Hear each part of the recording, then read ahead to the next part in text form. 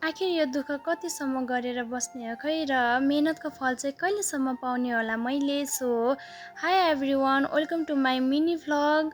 I hope हजुर पनि सन्चै हुनुहुन्छ होला, म पनि एकदमै ठिक छु। सधैँ चाहिँ आफ्नो काम जानका लागि म चाहिँ टक्क नुहाइधुवाइ गरिसकेपछि आफ्नो कामतर्फ लाग्नु गयौँ र काममा गइसकेपछि कस्टमरहरूलाई सामान दिइओरिसकेपछि चाहिँ दिउँसो यति मजाको घाम लागिरहेको थियो नि, पुरै गर्मी थियो।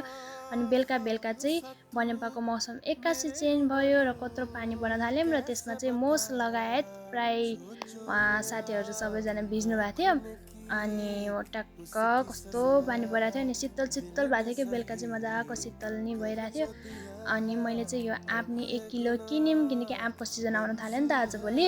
र साँझपख चाहिँ छिटो छिटो गाडा थन्काएर म चाहिँ नानीहरूलाई भेट्न गयौँ किनकि कल गरेर बोलाइरहेको थिएँ। अनि गएर नि म चाहिँ रुमतिर फर्क्यौँ र रुममा आइसकेपछि चाहिँ मैले सिन्की या गुन्द्रुकसँग आलु मिसाएर तरकारी बनाएर खाना खान थालेँ। मलाई चाहिँ एकदम मनपर्छ यो गुन्द्रुक र आलुको तरकारी, अनि मासुभन्दा नि मिठो लाग्छ र मैले मजाले खाएँ।